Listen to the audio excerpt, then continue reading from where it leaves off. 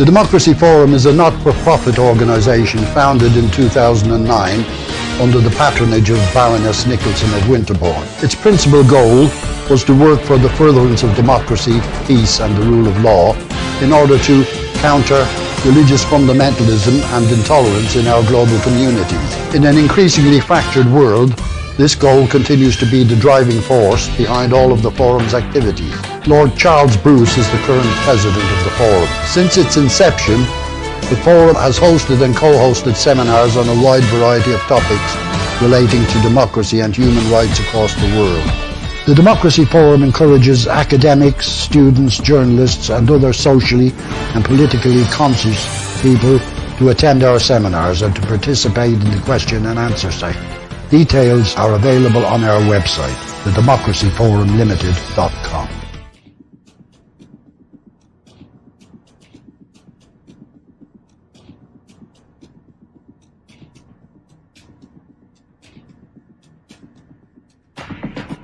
A new era has dawned in Afghanistan, with the Taliban back at the helm.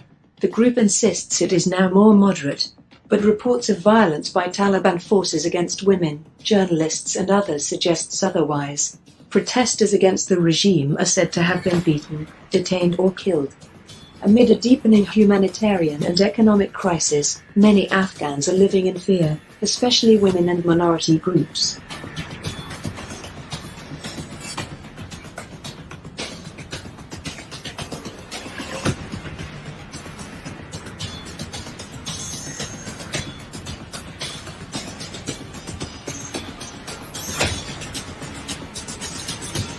These are some of the issues that will be discussed by our panel of experts, who have experienced them firsthand. Please join them in our live debate, bringing your questions, challenges and insights.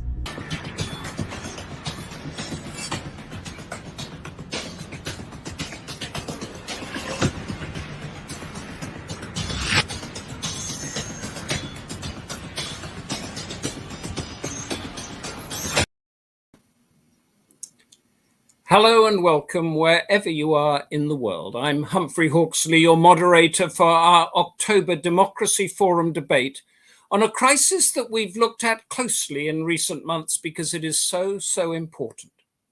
Afghanistan has become a focus at many levels, ranging from the reach of Western power, values, terrorism, and today we will deeply examine Afghanistan, the prospect for women and human rights under the Taliban. And within all this will naturally arise paradoxes. To what extent are human rights and gender equality a Western construct and under threat and challenge from those upholding what they see as their own values of how best to govern Afghanistan, indeed anywhere? It's notable that while many Western governments have closed their embassies with the Taliban takeover, others have kept theirs open. And what does that mean? If democracy cannot be embedded via alien cultures from far-flung capitals into Afghanistan, indeed many other places, what hope is there for human rights, with women and girls being the most vulnerable of all? Is it acceptable to make compromises to at least achieve something, and if so, what should they be? To discuss all this and more, we have a solid, experienced and highly knowledgeable panel. Christine Fair, Nargis Nehan, Sippi Azarbaijani-Moghaddam, Nazifa Haqpal and Nooralhaq Nasimi. Jennifer Murtazashvili, unfortunately, cannot join us because she's got some family problems that she's had to suddenly pull out. Now send in your questions, comments, ideas, experiences, and I will pass them on to the panel for further discussion and for our audience at WISE. Summing up, we hope, will be the chair of the Democracy Forum, a member of British Parliament, Barry Gardiner, a veteran of global issues and of grassroots politics. And he's been involved around the clock with constituents whose families have been caught up in this Afghan crisis. But unfortunately, Barry has just told us that he's been pulled into a parliamentary session that he has to attend. So fingers crossed he'll be with us, but he might not be. And we begin as usual with Democracy Forum President, Lord Charles Bruce, who with his usual clarity will lay out the canvas for our debate today. So Lord Bruce, the screen is yours. Good afternoon, and welcome to this webinar convened by the Democracy Forum, which will reveal the pernicious nature of life in Afghanistan following 2 months of Taliban rule. We're very fortunate to be able to find such an eminent group of panelists whose cumulative experience of researching and writing on the fate of this country over many years undoubtedly will give you an invaluable and detailed insight into the challenges faced by the Afghan people today. I thank them all for agreeing to participate, and I thank the team at the Democracy Forum for arranging this event at such short notice. And my gratitude, as always, to Humphrey Hawksley for accepting the role of moderator on your behalf, which doubtlessly he will carry off with his usual verve and panache.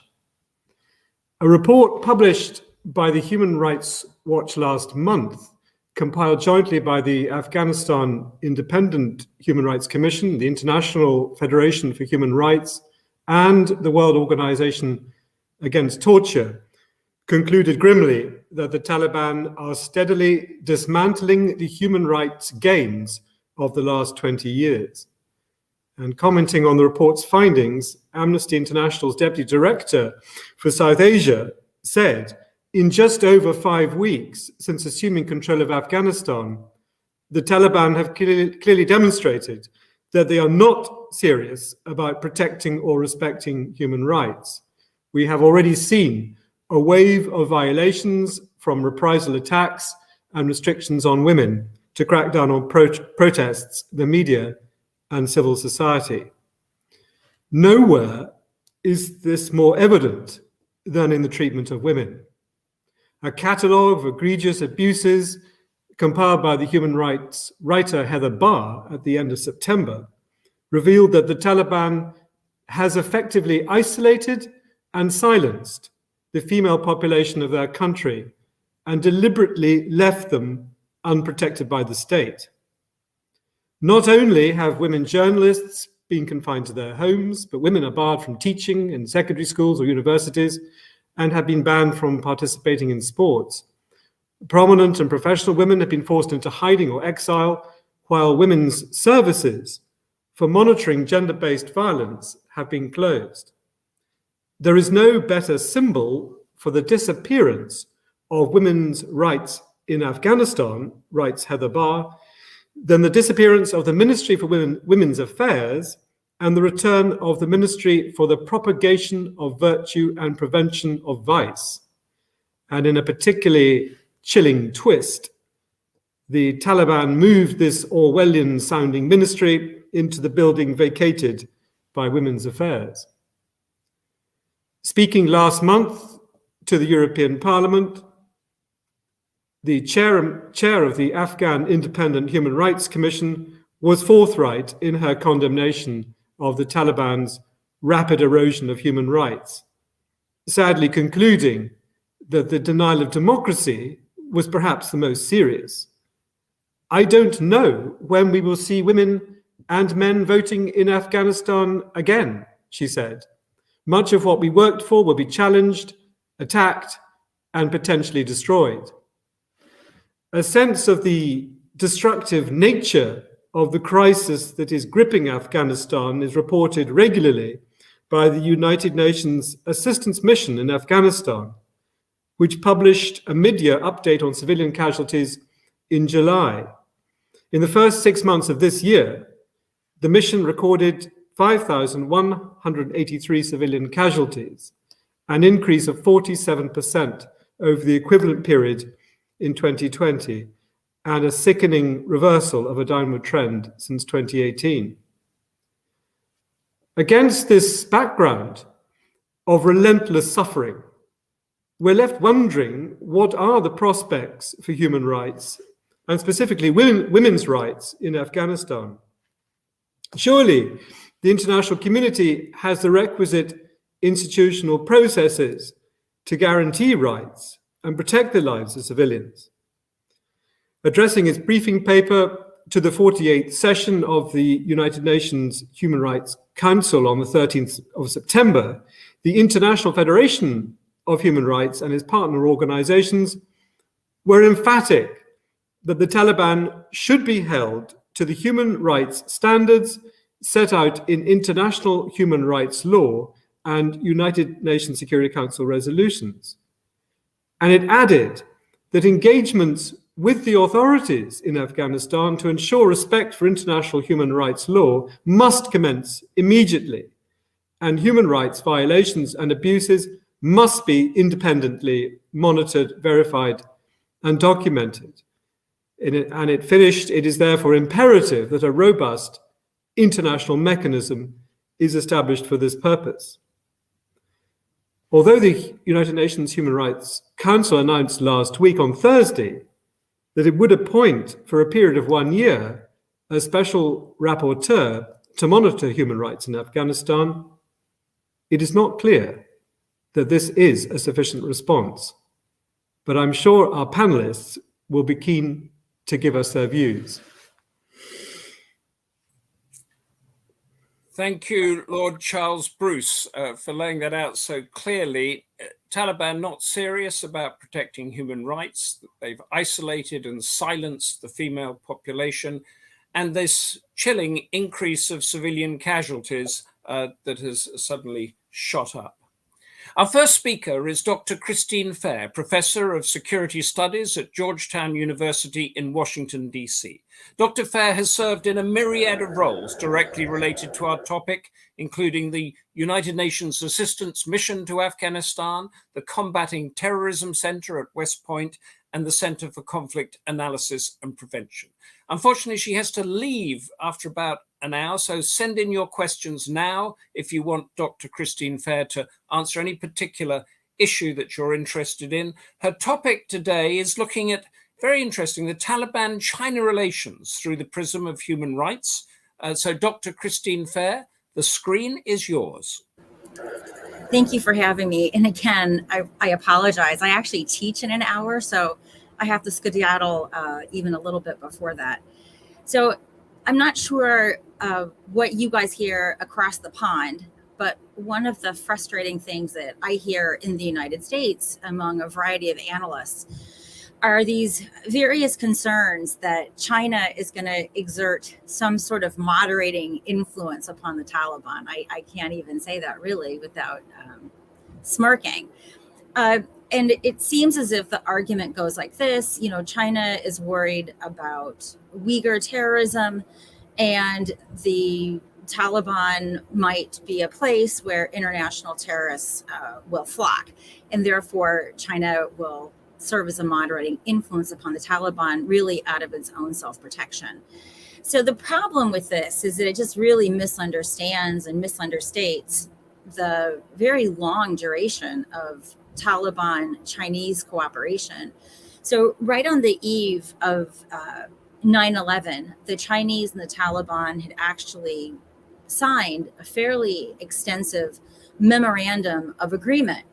And this memorandum of agreement basically said as follows: we will invest in you and your government with the proviso that Afghanistan is not a place from which terrorist strikes will be planned upon Chinese interests or in China. And the Taliban readily agreed to that. Most notably, prior to the events of 9/11, China was also on the verge of signing a similar memorandum of agreement with Osama bin Laden. And in fact, if you recall in the various speeches, vituperative commentary upon the various atrocities against Muslims worldwide, Osama bin Laden never called out China, even though well by 9/11, the world knew what China was doing, not only to the Uyghurs, but Chinese Muslims in general. And it wouldn't be until after this major fissure in Al-Qaeda that you would see Al-Qaeda begin to condemn China because of its atrocities against the Uyghurs. So throughout the last 20 years, I think it's well known that China has been the single largest investor in Afghanistan. China, for example, got the contract to remove ore from the mine at Anak. China has also made a variety of other investments. Afghanistan has one of the single most largest deposits of lithium. and other rare metals that China needs to continue its economic growth and exporting of the various computer products cheaply, to which apparently we have all become addicted.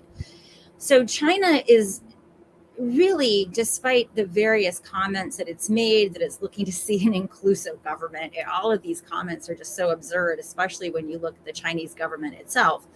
What the Chinese government expects from the Taliban in exchange for its financial support, which will be forthcoming, is that the Taliban do what the Taliban did previously, which is to ensure that Afghanistan is not going to be a place from which attacks on Chinese interests or the Chinese homeland will be planned or executed. So China really is hoping that the Taliban is going to provide this kind of very limited scope of security so that it can begin this extraction process. The Taliban themselves actually want the Chinese to begin this extraction process, because the Chinese understand that the global community is not exactly going to be running towards them with their checkbooks open.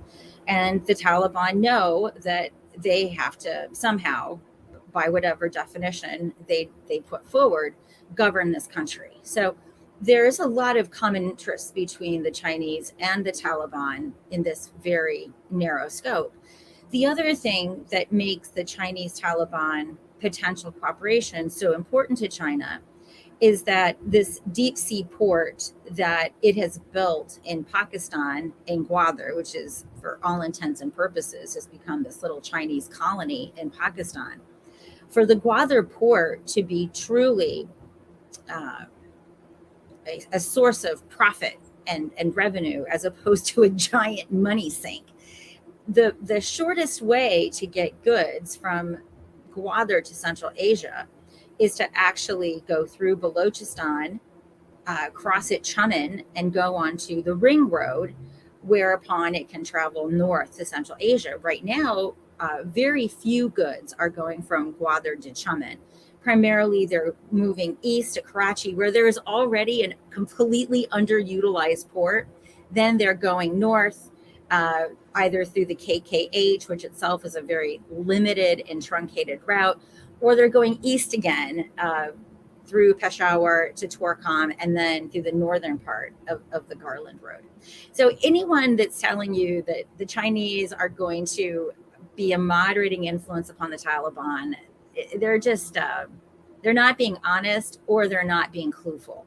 What the Chinese want from the Taliban is very limited cooperation on security. As I said, no attacks planned upon Chinese interests or Chinese territory from Afghanistan, and to cooperatively try to get Afghan resources out of the ground and into market, which will then go into Chinese pockets, but also into Taliban pockets.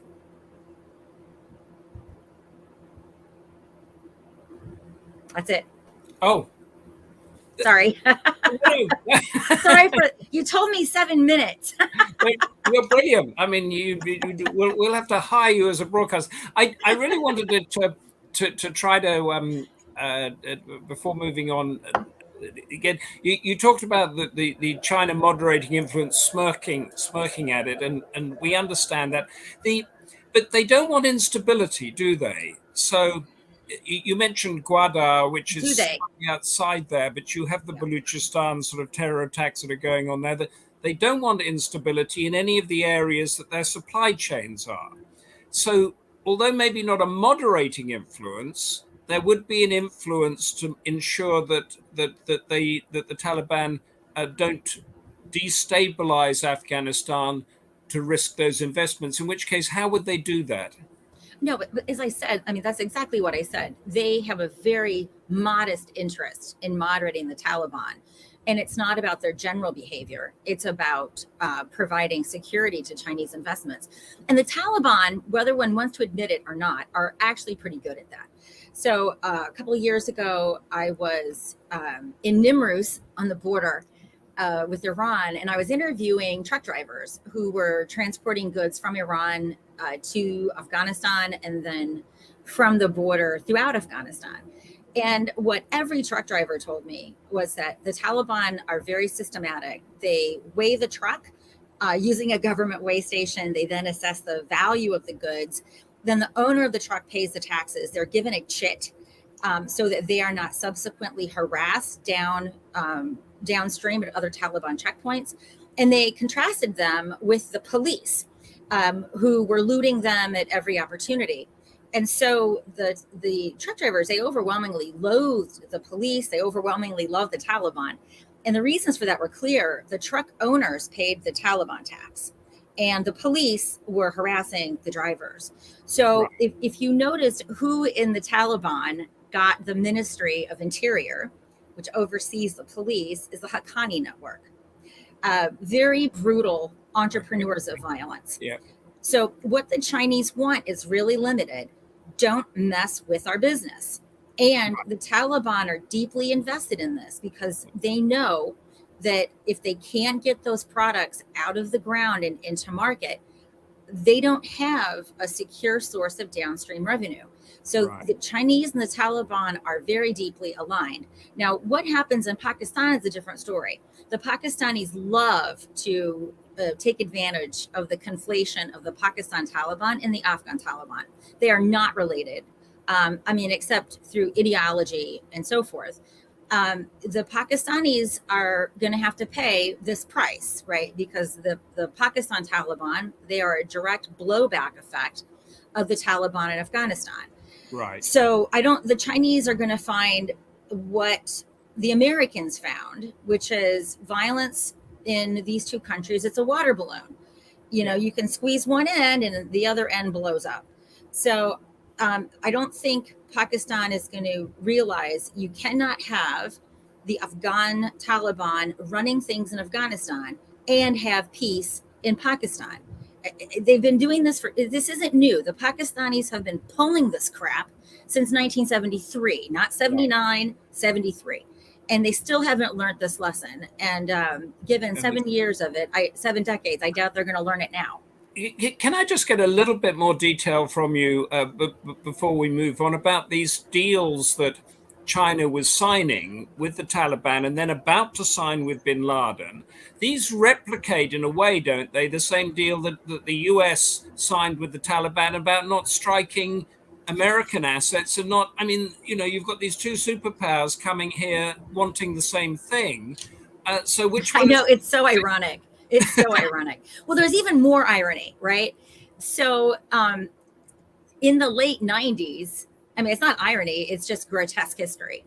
So Zami Khalilzad, in pursuit of the TAPI, which is the Turkmenistan, Afghanistan, Pakistan, Indian pipeline, he did everything he could to normalize the Taliban, right? He was the Taliban whisperer.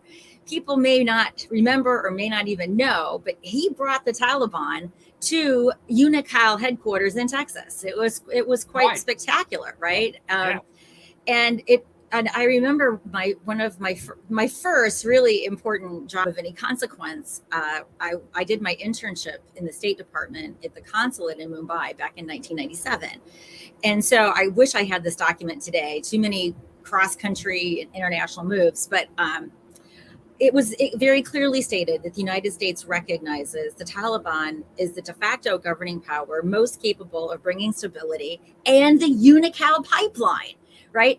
So, it's remarkable how history repeats itself. But it's not, and I'm going to let you go after this one, but it's not a values thing, whereas we in the West think about values. Oh, no. In the Mao Zedong, when he took over China, he's talked about women holding up half the sky and liberated women basically from their feudal existence. Wait a minute, let's translate that. Women will do all of the goddamn work and own none of that land. I know that ruse. So before you go, Christine, and I know you have to go, to get back to our topic about the future of women's and human rights in Afghanistan under the Taliban, give us your upsum. Me? Yeah, we're on a downward trajectory, aren't we? There is. First of all, I just want to every person that's organizing a panel on Afghanistan that does not include Afghan voices are facilitating their oppression. White people like me, Indians, and Pakistanis should not be interlocuting on behalf of Afghans. So I'm very glad that you guys did this. It's been a condition of my participating in these kinds of panels. So I don't want to be one of those people that interlocutes on behalf of Afghan women when you have Afghan women here. What I will say as an American,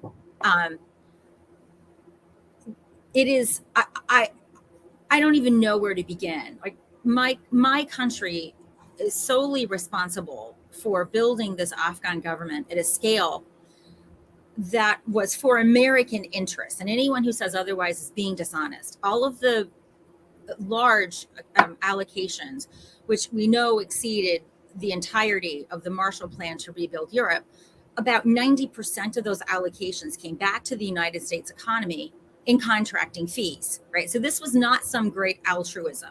This was something you can look around DC where I live. Their Beltway bandits established themselves so that they could siphon funds from this alleged altruism. So we built this enormous government. We built this with all of the corruption. We built it. To hear Biden say that this is somehow a fault solely owned by the Afghans is disingenuous, and it does violence to truth.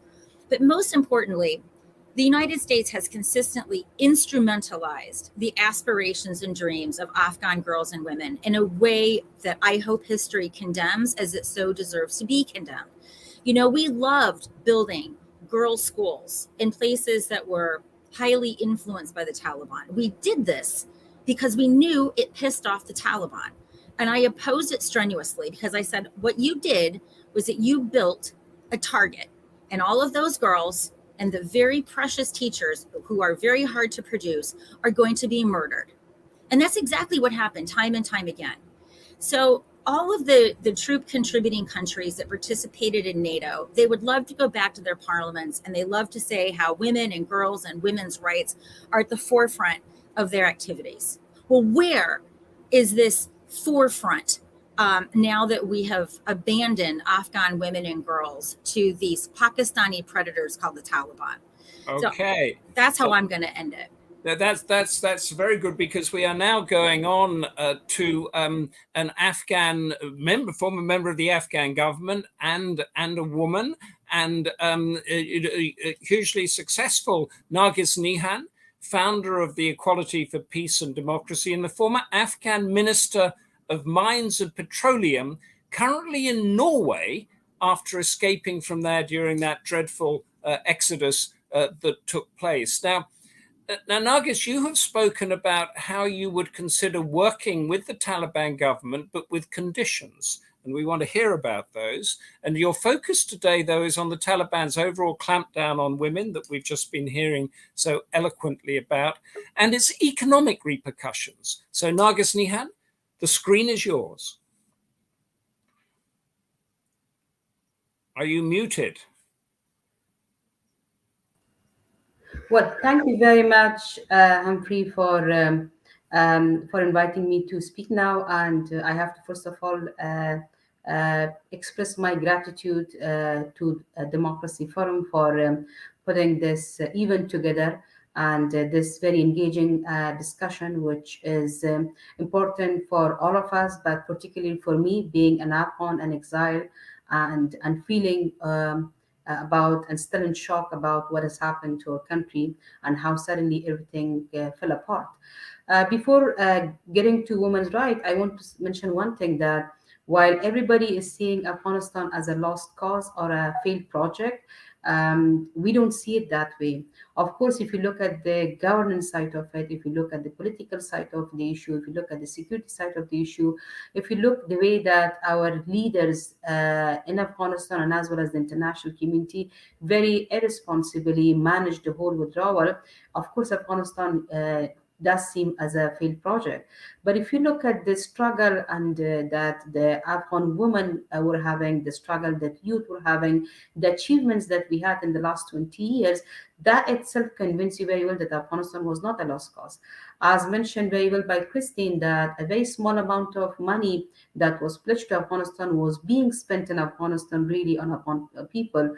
But still, we had a lot of result with that support, and those achievements belong to us and as well as to our supporters and taxpayers in different countries that they helped us in the building of Afghanistan. So protection of those achievements is our joint responsibility. And when we are talking about the human rights, when we are talking about women's rights, whatever is happening in Afghanistan today, although many people are seeing Afghan women as victims and they think that we need support, which we really appreciate, but Afghan women are at the forefront fighting for humans' universal rights. What we are fighting for is not only the fight of our rights with the Taliban, it's actually fight of a group of moderate and liberal against a group of extremism. So if we and we hope and we what is happening in Afghanistan is something that's going to set the stage and set the precedent for the rest of the world. So if we achieve with regard to women's rights, with regard to democracy, with regard to freedom of speech, the values that all of us are talking about them, that is going to set the model for the extremism that they cannot easily fight and have the victory and destroy everything. But if we accepted the kind of Afghanistan that Taliban wants to pose on the Afghan people and the international community to convince it, that means that we are also going to set a model for the extremist group to inspire them all in other countries, including the Islamic countries and as well as non-Islamic countries, that they can by violence come and take power, they can commit atrocities, they can violate human rights, they can violate women's rights, but still they're going to have the recognition and support of the international community, and they can still be recognized, run a state as a government. And then that is going to begin to start in the Pakistan, other countries in Asia, and I'm sure it's going to get to Europe and as well as America. So we need to understand that the fight in Afghanistan about women's rights and human rights is not only about women's rights in about women of Afghanistan. It's about the values universal that all of us believe in, and we understand that it's linked with the rest of the world as well. The achievement that we have are important, and I'm sure that none of us predicted when the Taliban took power and they came to Kabul, nobody predicted that women in such a high number will get out of their houses just in 2 weeks, will organize those demonstrations and would demand for their rights. While at the time that the Taliban had their guns in front of them and wanted to shoot them, but still the women kept on having their flags and kept on saying that we want our rights, we want to get back to work. So that itself is showing how much Afghan society has changed, how much Afghan women have changed. And that is something that was very much underestimated, not only by the Taliban, but also by our international partners. So the situation that we have right now, that despite those uprisings that we had, despite those resistance that we have, despite them, at least the push so far that we have from the international community side, we saw that the Taliban had not allowed women to get back to work. They have not allowed female teachers to go to school. They have not allowed girls to go to school. The 3,500 entrepreneurs are all their businesses are being closed, and they were also providing employment opportunities for a good number of people. All of them are jobless. So suddenly, a huge number of women, that most of them are also not only responsible for themselves, but also they are breadwinners of their family, because the number of casualties are quite high. And whoever, as a soldier, military or casual or civilian, when we lose them in the war, their family is left behind, and the woman in the family has to take care of them. So all those families are dependent on the women that they're working in different sectors and feeding their family. But since 1.5 months, this family, they have no income, these women have no solution, and they're being jobless, while there is no way that anybody would step in and would support them. So this is the situation. And with the situation, the pressure that women are going on right now, it is actually even worse than a prison. At least in the prison, the prisoner will be provided with 3 times food. The women are being imprisoned at home, but nobody is providing them with the food, with the shelter, or anything that they will need. And we're also having a harsh winter ahead of us that we really don't know. And we are absolutely sure that situation is going to get worse. So the banking sector, as you know very well, is totally dysfunctional. And even those of us that we are trying to raise some resources to send support for women journalists, activists, and others, and those that they had worked in the security sector, we are not able to send money because, yes, Western Union is saying that you're working, MoneyGram is working, but they need physical cash to be available in the country so that the bank, they can provide the hawala and they can cash that in and pay the people. And we have been trying for weeks. We are not able to send them through hawala. So the banking system is still dysfunctional. It's not working. The government, different institutions and states are being totally disclosed because the technical people, most of them have left the country. Those that they are inside the country, despite being called many times by the Taliban, they don't want to go back to work. They don't trust the system. They don't trust Taliban, and they're too afraid to go and show themselves and start their work. And on top of that, we know that the atrocity has been happening. Depopulation in the two provinces, which is Panjshir and Daikondi, have started, but we are very sure that it's going to get to other northern provinces as well, where the mostly the non-Pashtun populations will be forced to leave their houses and will be sent to, we don't know where they will send them, but then their houses, their lands, their business, everything will be taken over, will be by the Taliban and will be distributed amongst themselves. The target killing has also increased, and many of the women are actually disappearing right now, and nobody knows where they're going. So the woman the situation, I'm sure you'll be hearing that, like, everyone wants to leave Afghanistan because they have lost the hope that we can rebuild Afghanistan, we can stay in Afghanistan, and there's certainty. So the poverty is at its peak at this situation right now. Women agency is totally destroyed, and the country is once again in a humanitarian situation, despite all the investment that we have done in the last 20 years. And on top of that, women are being imprisoned in their houses, and they're not providing with any kind of support. And the fear that we are having is that, as it was mentioned very well, that right now China, they just want to have stability in Afghanistan so that they continue their business. Our concern is that slowly and gradually, many Western countries will also step in and somehow, because of different issues, because they don't want to have refugees in the Europe, because American companies want to have businesses in Afghanistan, they might starting to not perhaps in the beginning formally recognize Taliban, but began to collaborate with the Taliban and give more confidence to the Taliban and somehow indirectly support them, that their government can continue and can survive. But running Afghanistan as a state is not easy. Taking power is one thing, but remaining power is another thing. I'm very much concerned with the way that Taliban are dealing with the situation, that it will lead us to another crisis, which we call it civil war, proxy war, regional war, whatever we call it. But we are moving toward that stage, because there are many countries that they are not happy with Taliban being in power. The moderate Afghans and especially the people minorities are being totally isolated, and they are being totally removed, and they're having a lot of pressures, and the resistance is going to form itself, and you're going to see not only women's uprising, you're also seeing many other men that and ordinary people that they are going to join uprising and resisting against the Taliban. It's just because they cannot take the level of pressure that suddenly Taliban are putting on them, and the poverty that they're having on top of that. So this is our situation. We hope that the international community would realize the situation, the crisis that we have, and the frustration that we're having, because we feel betrayed. We feel that we're being abandoned by the countries that we have partnered with. We have worked with them for the last 20 years, and all of us work together for human rights, for democracy, for freedom of speech. And suddenly they just packed their bags and they left the country behind for us, with all its crises. And all these frustrations, one way or the other way, are going to be exploited by different actors in the region, which is going to take Afghanistan into another level of crisis. We do have indicator of that, and it's not going to be as simple as the Taliban and their supporters and others are thinking that, yes, Taliban in power and they can stay in power. We have already seen Daesh challenging them. We have seen resistance starting from Panjshir, and you'll see soon pockets of resistance from different parts of the country that they're going to resist and they're going to uprise against the Taliban. I will stop here, and there's one thing that I wanted to mention.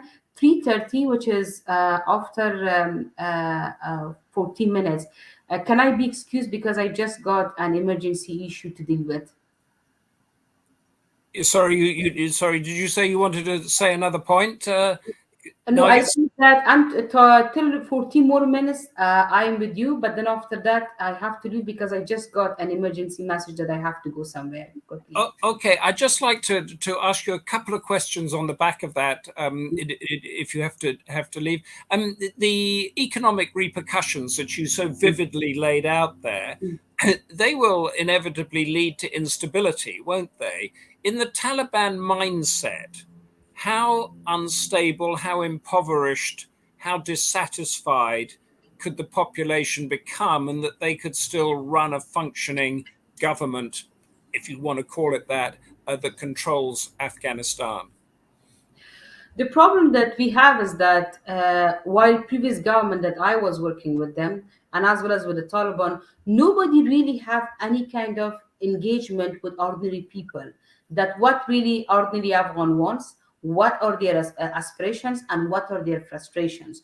So most of the time they think that okay, being in power and suppressing people, we can just continue to run the states. You cannot run the state like that. So same thing goes with the Taliban. They think that okay, by like committing more atrocities, by forcing people from Panjshir to go to other provinces, they're going to diminish resistance against them. By going after the women that they organize the demonstration, they can stop the demonstrations. But then, by forcing people and telling them that okay, we brought you security, and we're also going to making empty promises about improving life of people and providing services to them, you cannot change. People are used to a different kind of environment in the last 20 years. Today, there is a generation, 70% of Afghans are below 13, and they haven't even experienced living in the world. They haven't even experienced the Taliban government last time. So they have a totally different perspective from government. Their demands are different. So for the Taliban to deal with their own internal fractions that they have right now, both at the leadership level and as well as with their foot soldiers, to deal with the Taliban, with the Daesh, to deal with the resistance, to deal with the international community, and trying to basically play that okay, I need your support, financial support, but do not interfere in anything else, and do not talk about women's rights or anything because that's our internal affairs. It is too much on the plate of a group that they don't even have the experience and expertise of running a state. All they know about is violence. So, sorry, under what conditions would you work with them as part of the Afghan government? Christine Fair, we heard, very eloquently said that if they build a girls' school, that girls' school becomes a target. What would you accept that was against your value system in order to help the government reconstruct? It's a difficult question because one is the promises the Taliban are making, but the other thing is that the level of atrocities that they have committed previously, and since they have also come to power, is making it very difficult for people to accept to work with them. But still, if they are in power and still if they have the genuinely and honestly, if they want to move the country and take it out of this crisis, I think it's not going to be only me trying to help them to run the government. There are many of us that will go and even voluntarily will support them so that they can run the government. But for that, we do have a list of preconditions that they have to meet, so that at least later on we will not be blamed that you supported a group that they are against. They are against me. They are against my voice. So for me, going and supporting them in this situation is going to be very difficult.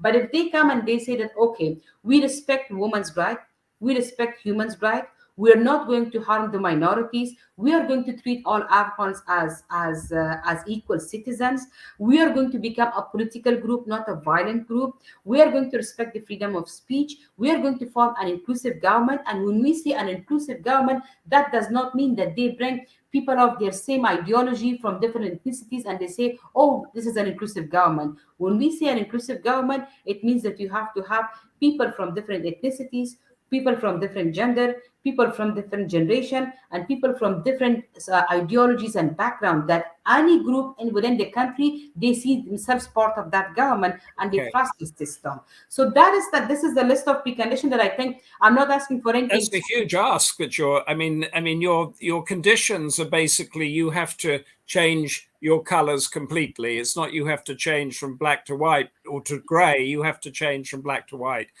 So right now, categorically, you would not go back and work for the Afghan government. It's very difficult to work and to work with the leadership of a government that they are against me and my voice and my being. Yeah, thank you, Nargis. Nehan, thank you so much for that sort of first-hand, personal but deeply political and values-based account that you gave us there. Stay as long as you can before you have to go off. We're going to lose Christine soon as well, but we're now going to go to Sippi Azarbaijani-Moghaddam, whose internet keeps flashing in and out. She's in the East Scotland near St Andrews University, or part of it, where she's studying for a PhD. But Sippi is a social scientist and consultant. She's almost 3 decades of international experience in conflict and post-conflict settings, worked and traveled extensively in Afghanistan since 1995. She wrote recently in The Guardian, and this is what struck me, is that brutal corporal punishment meted out by the mob on religious grounds, especially to a woman, is not just the domain of the Taliban. More disturbingly, it should also tell us that even in the new Afghanistan, there remained a troubling undercurrent of misogyny in some quarters of society. You're going to be discussing with us your experience working on women's programs under the Taliban, along with your work generally in Afghanistan. I thought that's so fascinating. It's not just the Taliban, there's a culture there, isn't there? Sippi Azarbaijani-Moghaddam, the screen is yours. Thank you very much, and apologies for the shifting internet connection. I'm in rural northeast Scotland. So as you explained, I am going to give a sort of a historical perspective to what we're seeing today. And I think it would be useful to explain my position vis-a-vis the Taliban when they came to power. I was already in the country, and I'd been working in northeast Afghanistan in a province called Badakhshan for 2 years once the Taliban arrived. I was actually in Kabul when the Taliban arrived, but before that I was working in Badakhshan. And in Badakhshan, which was never conquered by the Taliban in that period, women had to wear burqas. They could go to school. Education was very important for people, but work conditions were quite difficult. There was strict segregation. And when we tried, I was working for different NGOs to hire women, it was very difficult. There were a lot of conditions. And I remember in my first interviews with Afghan women, there would always be someone from the Mujahideen who would burst into the interview and, burst into the meeting and say, what are you talking about exactly with our women? So once I came to work in Taliban-controlled areas from 97 onwards, for me, I couldn't see the difference. I could imagine that for people who had worked in Kabul before the arrival of the Taliban, the situation was very different because women were dressing differently. And, it was a kind of different environment in terms of women coming to work. But for me, it was completely the same. So just as I had been negotiating access for women's projects and activities with women under the Mujahideen in the north, I just continued the same thing with the security commanders, the provincial governors, and the ministers of the Taliban in all of the sort of areas controlled by them. And so as a result, had a lot of discussions with different people and had a very interesting set of interactions, and quite often had to sort of go and find these guys in quite challenging conditions. I remember one security commander, I had to go and sort of seek him out and discuss this permission that we were negotiating, surrounded by all of his wounded men from a front that they just returned from. So it was a very hands-on sort of active period. The other thing about that period was that it was another era when the international community had gone. So there had been a lot of interest while the Soviets were in Afghanistan. Once they left, the interest and the money disappeared. So it was very challenging on many different fronts. So I'm just going to run through observations from that period, which I think are quite useful in terms of strategically approaching the Taliban in this period. And the other thing is that, I'm now doing my PhD on Taliban identity in that period. So I've given a lot of thought to my observations and interactions and discussions from that period and everything I've seen since. Because obviously I've followed the situation very closely, and right now I'm advising a number of different NGOs who are working in the Afghan context, how they're keeping their female staff working and how they're providing assistance and making sure that the assistance is reaching women. So we're still working on those issues, and assistance is reaching people. Women are still coming to work, but a lot of negotiations are taking place to do that. And obviously people are concerned. So, I'm sort of bringing the past experience into the present. So one of the most interesting things about the Taliban from that period was, I think, what they saw, and these are Taliban interpretations, so I'm not saying this is good or this is bad, no judgment from my side, the cleansing of public space of corruption.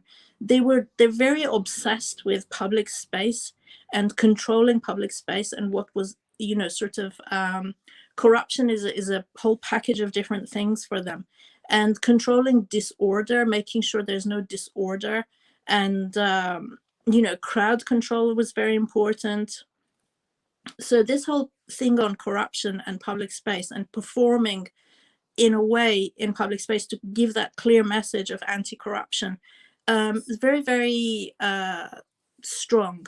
And obviously for them, unfortunately and sadly, women, as in many other Muslim countries, I mean, this isn't just the Taliban. If you go and listen to mullahs from Iran and Pakistan and Saudi talking about girls wearing tight jeans and causing earthquakes, it's this idea that women are somehow a discordant, corruptive influence, and that they need to be heavily controlled and moderated in public space because they are distracting, and they create earthquakes with genes, apparently. So this idea was very strong. So we see a lot of public performance in public space. So for instance, putting the Ministry of the Vice and Virtue Office where the Ministry of Women was, a very central statement about we are removing the corruption of the past regime, their attitude towards women, this ministry, we're moving it, we're putting the cleansing vice and virtue in here. So quite interesting but disturbing. And then there was the other issue, the famous Taliban edict that banned women's work. And a task force was set up by the UN and NGOs at the time, and I was the active arm of the task force which went in to talk to NGOs and Taliban. And many women, I mean, when I say many women, like as many women as could be hired with the money that was available were working in the health sector and other sectors with restrictions, but women were working before the edict. The edict itself was very much a knee-jerk reaction to a situation that happened as a result of one organization and one group of people who created disorder in the public space. And so in the interest of maintaining this corruption-free public sphere, this edict came out as a big reaction to this situation. And so, women's work was limited for a while, but not long afterwards, people started trickling back, and there was no sort of issue with that. The real limitation that we had in that period was no money. We had no funding. Nobody was interested in providing funding for activities, even though there was a drought in 2001, even though people were dying, even though there were lots of displaced people, there was no interest in providing funding. And people were eking out a living, and, we were trying to employ what women we could. The other sort of issue in that whole situation with the Taliban edict, which became clear, was the public versus private. So the public had to be kept, corruption free and in a certain state. But if you wanted to do things privately, you could. So hence all the schools, girls' schools. I would call them discreet schools rather than secret schools, because whenever I used to go and visit and come out of any big women's gathering or school or whatever, there would be the Taliban standing outside, and they knew full well what was going on inside. So every so often there may have been crackdowns, but they had full knowledge of what was going on. But as long as it was kept out of the public sphere and it wasn't corrupting or creating discord, it was fine. And so there was definitely a public versus private thing going on. Another sort of observation from that period was that there were a lot of people who, in the interest of being helpful, went to discuss with the Taliban and would go and tell them, in the Quran it says, and the correct version of Islam says, and if you interpret Islam correct. And I think that they had, like, from what I saw, a very bad reaction to this, and they didn't want to be told which version of Islam they had to accept. And so all these people who used to go and say, the Prophet said that girls should be educated as well, Khadija, the Prophet's wife, they knew these things, but this wasn't the interpretation of Islam that they wanted to, implement. And they had their own ideas about how to be helpful to women, which was also very interesting. They didn't get the possibility to implement them, some of which was good and some of which is quite sad, because one of the contentious issues in Afghanistan which remained after the fall of the Taliban was inheritance for women. Culturally, it's very difficult for Afghan women to get their inheritance. According to Islam, they must inherit after their male relatives die. So the Taliban wanted to implement that particular thing, but culturally there was a pushback because Afghan culture didn't like to accept that women had these rights. So there were interesting, pro-women, anti-women things going on as well. And I'm just going to finish off with talking about pragmatism. I think that, the mainstay of my discussions with the Taliban was dealing with very pragmatic issues, sort of women need to do this to get water, women need health, women need healthcare, women need jobs, women need this, women need that. So as long as it was pragmatic and we didn't get into rights and discussions of, human rights and women's rights, which was very new in Afghanistan also at that stage. We were, at the same time, there were workshops introducing the idea of gender to people, introducing women's rights to people. It was a very, very different situation to the situation we have today. But pragmatism was very important. And in that relation, I will bring up the example of General Sohaila. And General Sohaila, she was a general and she was a trauma surgeon and she ran the military hospital. And she had been treating Mujahideen fighters, obviously, throughout the war. And once the Taliban came to power, she continued to run that hospital, refused to wear a burqa. And they knew that they couldn't say anything to her, and they didn't want to because she was an excellent trauma surgeon and they needed her. And she had the managerial skills. They just couldn't get rid of her. So they don't pick battles that they cannot win. And, just as another quick example, similarly with the Kuchi nomads, these are very, very tough people, and the women wear their own head covering. They have their own style. And I never saw the Taliban try to pick a battle with them about wearing a burqa, because they knew that, they would get manhandled or woman-handled quite severely. So I'm just going to stop there and let you ask any questions. Sippi, thank you so much for that rather upbeat, if I agree. So can I ask you a sort of direct question on this? The Western view, the stuff that we're reading in our newspapers every day about women's rights and the Taliban and the horror and all that, okay, it's not good, but you've given us a much more nuanced, in-depth view of the culture and in the way the Taliban are reflecting the culture of the society rather than imposing their view onto a society that doesn't want it. Could you unpick that a bit, perhaps? I think that trying to describe one group of people as one society is problematic. I think that, for instance, if I spoke to a group of ladies in London, they'd have very different priorities than a group of ladies up here in rural Scotland. So I think similarly, you have many, many, many different layers with different experiences and different worldviews and different priorities. And I think that the view that we get reflected most common in the media is of a very narrow group of people in Afghan society, perhaps, probably because of ease of access and probably because they speak English. There is an excellent article called The Other Afghan Women. I'm not sure if you've seen it, by Anand Gopal. And he then reflects, for instance, the view of women from Helmand, which is absolutely fascinating. So I think it depends what part of society we're talking about and at what stage. And then, I think that, yes, there are definitely groups of people who probably welcome the arrival of the Taliban. I know this sounds strange, but of course there are many groups who fear it and who are absolutely shocked and terrified.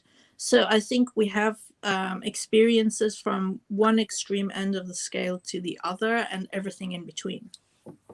But it's not quite as black and white as we get in the headlines of our newspapers here, in that, I mean, the topic of our debate here is the prospect for women's and human rights, the future of human rights in Afghanistan.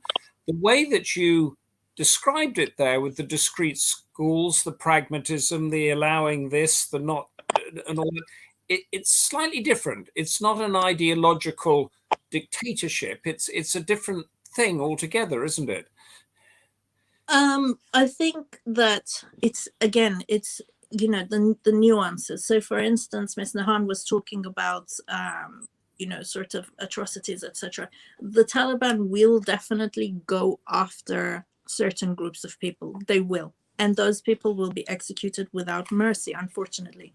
So there is no hopes for human rights the way we like to see it. It's not going to happen. They want to be seen as decisive. They want to be seen as, clearing corruption out of society. And, like in juxtaposition to the previous regime who let everybody go with bribery. So criminality was absolutely rampant. Something that we didn't hear in the news and we don't hear in the news now is that criminality has been rampant in Afghanistan for the past 10 years. People have been in fear of being kidnapped, their children being kidnapped. As soon as you have any sort of income, you suddenly are a walking target. So this sort of thing is not discussed. And, in order to deal with that in their society, I think they see it as very black and white, that these criminals have to be killed. So that's one side of it. The other side of it is exactly the things that Christine was talking about. There are going to be issues with regional actors. The other thing is that there is the whole problem of extremist groups, which didn't exist back in the day. That's going to impact the human rights picture. The other thing is that there are rifts within the Taliban. There are even rifts within the Taliban in relation to how to handle women's issues, with the younger Taliban wanting a slightly more forward-looking government, whereas the older Taliban are saying, no, let's just go for the whole, sort of what we used to have back in the day. And the other issue is that, funding with conditionality might be able to soften things, but only if we take a sort of a sideways approach, sort of coming full on with the red lines, etc. We're just going to get horrible knee-jerk backlash type reactions, which are not, yeah. I wanted to ask you a slightly unfair question, but I'll do it all the same because it's on the tip of my tongue there. Because I asked Nargis Nehan under what circumstances would she go back and work with the government there? I mean, you're not the government, you're more an observer. But the Western argument, the red lines and all that sort of stuff. Yeah. What conditions should Britain, should the US, should any sort of recognize the Taliban, should work with them on this sideways thing? I mean, is there a way through, or? It's very complicated. There is one factor. I mean, like in relation to the Afghan experts, because also I'm talking to people who are stuck in Afghanistan right now. And all those experts from government who are in Afghanistan are being approached by the Taliban to come and work for them. And the Taliban have two problems. Number one, they don't have money to pay these people. And these people, of course, are used to a certain level of salary, etc., which is, like natural for professionals. The other thing is that the Taliban are still designated terrorists. So all of these professionals don't want to have on their CV that they worked with a bunch of terrorists. So this is, creating a lot of difficulties. At the same time, however, are the Taliban going to stop all these various terrorist groups operating from Afghan soil? Difficult question. I think that's a whole other discussion. According to Christine, they will with China, but maybe not when they sign the deals with the US. But this, what you've done there is you've laid out a fantastic conundrum in a way that the West has got itself into with its red lines and everything. So I'm going to stick with us because you've been fascinating in this, and I want to move on now to Nazifa Haqpal, who's a former Afghan diplomat that was working in the embassy here in London, now at the School of Asian and African Studies, but was an employee of the Ministry of Foreign Affairs and worked with NGOs. So a vast canvas of experience to talk to us about the new Afghans' generation of activism that has been grown up after the past 20 years, and arguing that the more international support it receives, the more the Taliban can be held to account. So Nazifa Haqpal, the screen is yours.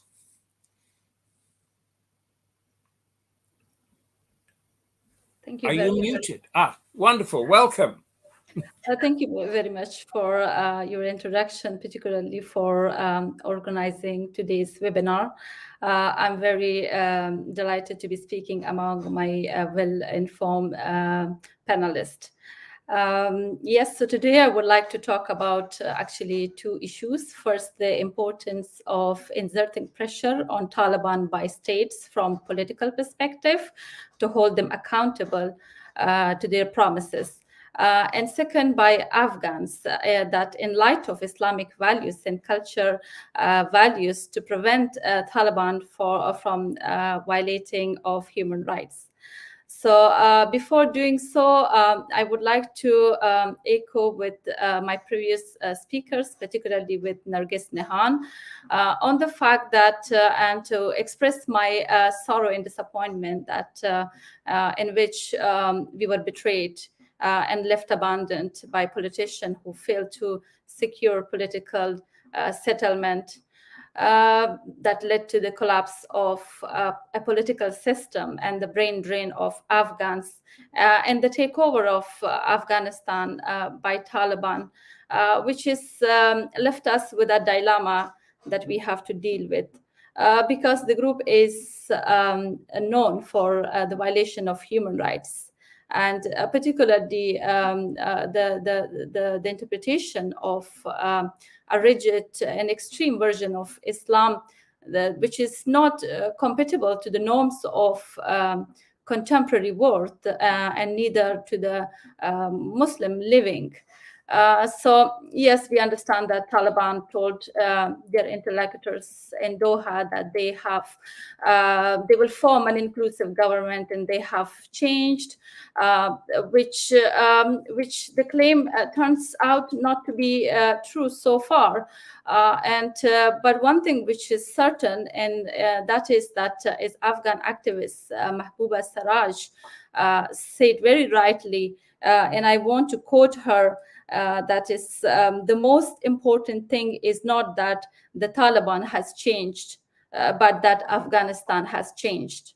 Having said this, so amid all this darkness, I see a glimpse of hope, which is to empower more Afghan people who have great potential to challenge the current political and military establishment of Taliban, to work together to preserve the rights and freedom that they have experienced, that they have cherished, and that they have experienced in the past 20 years.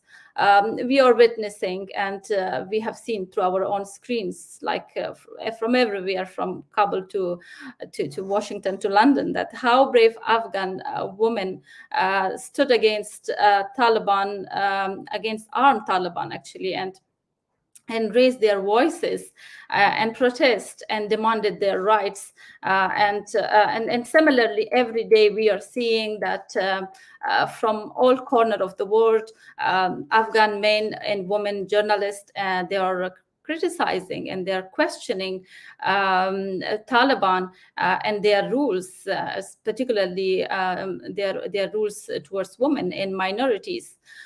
So I believe that, and this is because that these courage young men and women, they realize that that the Taliban's rules are not only against human rights, but it's also against Islamic teachings. It is also against the rich history of Afghanistan. Like there is 1.8 million Muslim in the world, in around something 45 or 50 Muslims countries, and there we can see that girls are allowed to go to school and women are active in all walks of life. And the example that the very next door example is actually Pakistan, where Taliban received their religious education. Pakistani women are contributing to the good of their societies, is a judge, is judges, is entrepreneurs, teachers, and so on.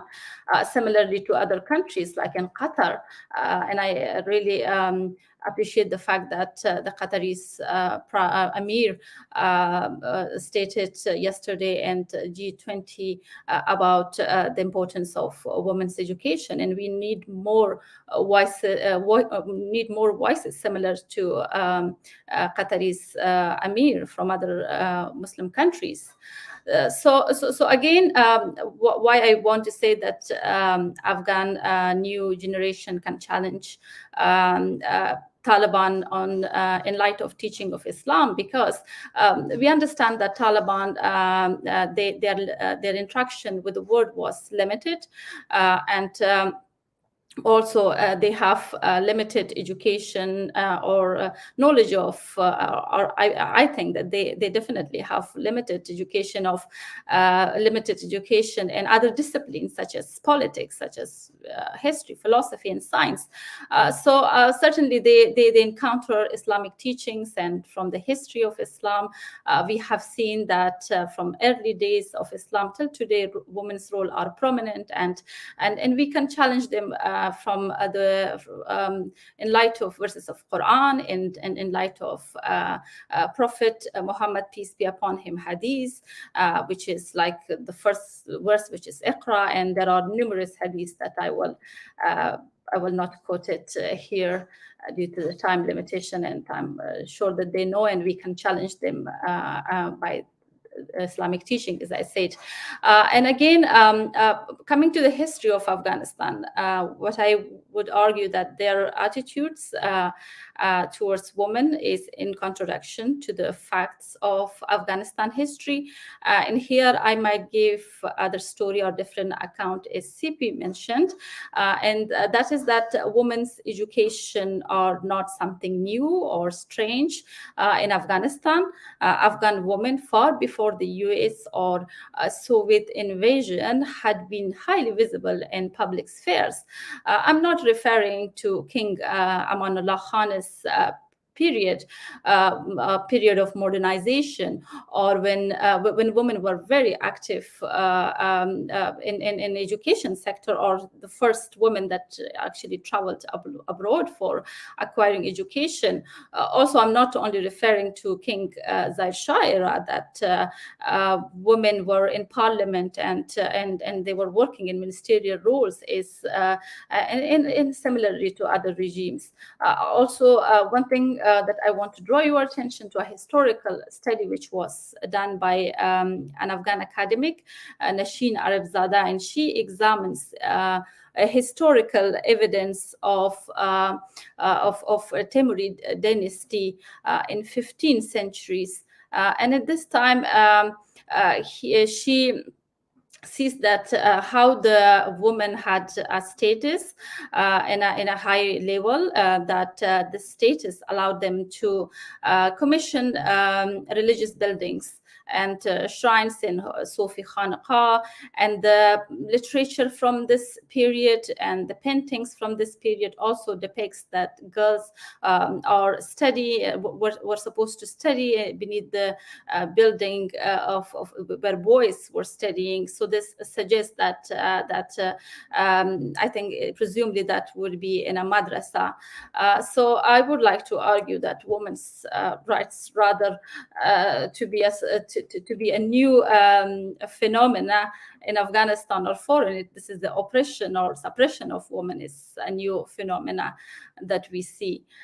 So I believe, and I want to conclude by making by 2 points. That is that it's our responsibility to take that in current circumstances to take a collective decision and responsibility from 2 approaches. First, from political perspective, which is that I appreciate the fact that that states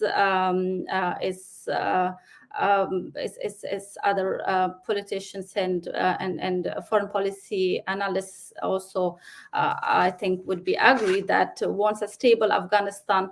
In fact, the reality is that not only for for the sake of Afghanistan, but also for the sake of to curb refugee flows and for the purpose of counter-terrorism and for the purpose of economic security interest.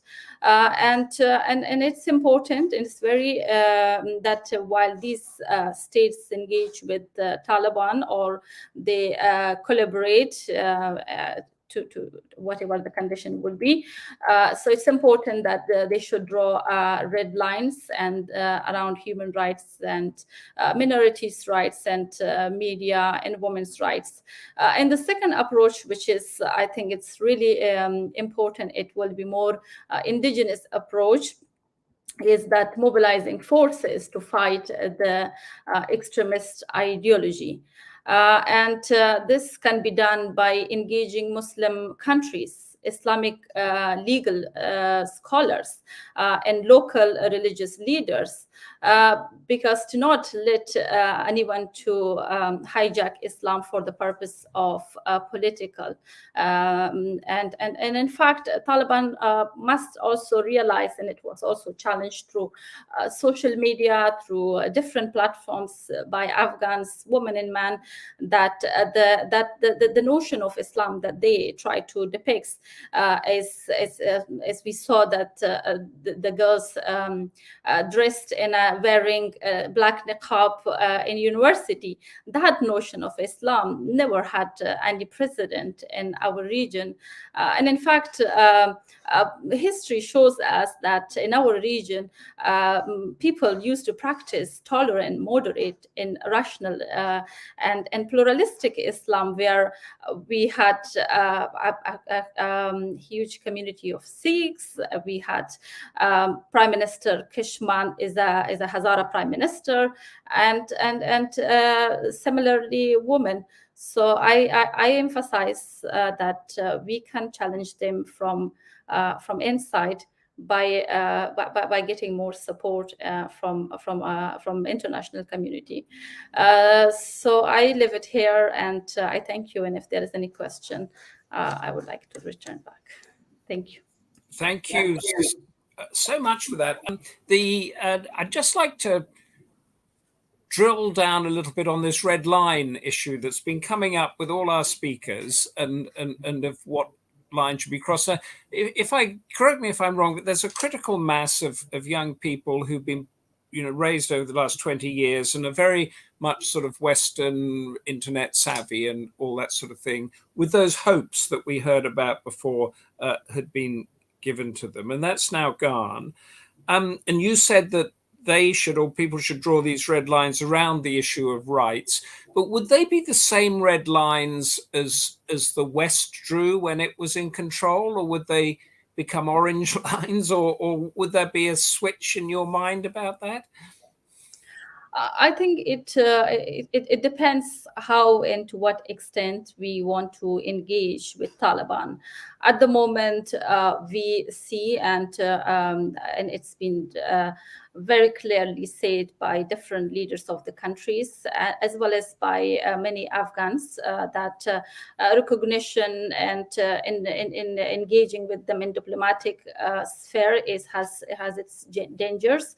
But at the same time, like for the sake of Afghan population, not engaging in humanitarian ways and providing aid, it will be a story of severe catastrophe and disaster that will have repercussion not only for region but beyond.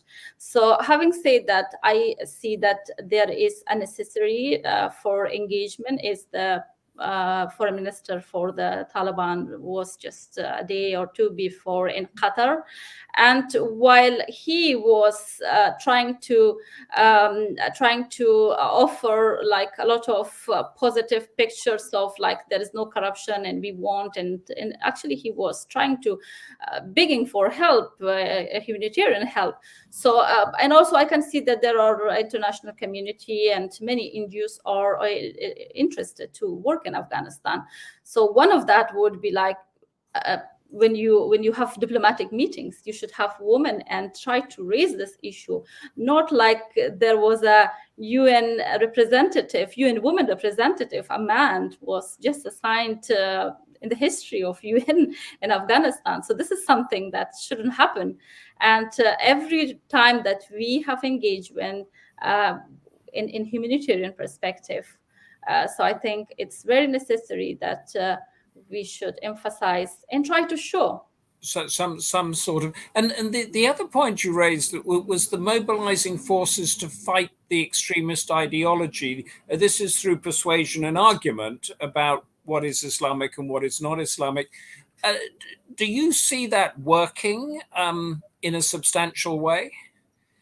I think definitely yes, because Taliban, when they have approached the way they are campaigning in Afghanistan, particularly during this 2 or 3 years, it was that there was beside that, there was a lot of intelligence and support going on from other countries, but it one thing which was also evident and seen by many interlocutors was that the resentment of people due to corruption. And so Taliban used this resentment in order to mobilize or to exert a kind of influence and to like simultaneous to other military pressures and campaigns. So we saw that. For example, a case study was done by Afghanistan Analytical Network of Laghman province, that how the leaders, the local religious leaders, they were trying to negotiate these deals and ceasefire, and the retreat and the soldiers retreated while there was a very while there was an order of fighting the Taliban. It was, I think, 2 or 3 months for the collapse of the regime.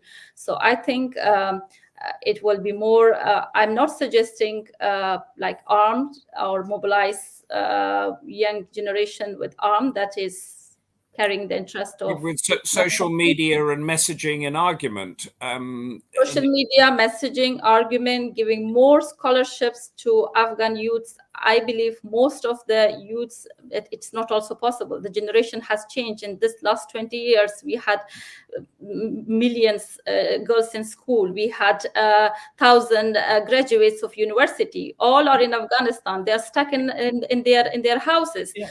There should be more easy condition by the regional countries in order to provide them opportunities for studying and educated, and definitely they will contribute either in Afghanistan or from abroad. And at the end of the day, yes. Talking about contributions, my last question to you is that you're a former Afghan government employee working as a diplomat in London and in the Ministry of Foreign Affairs. Do you see yourself going back to work for the Afghan government, and what would your conditions be?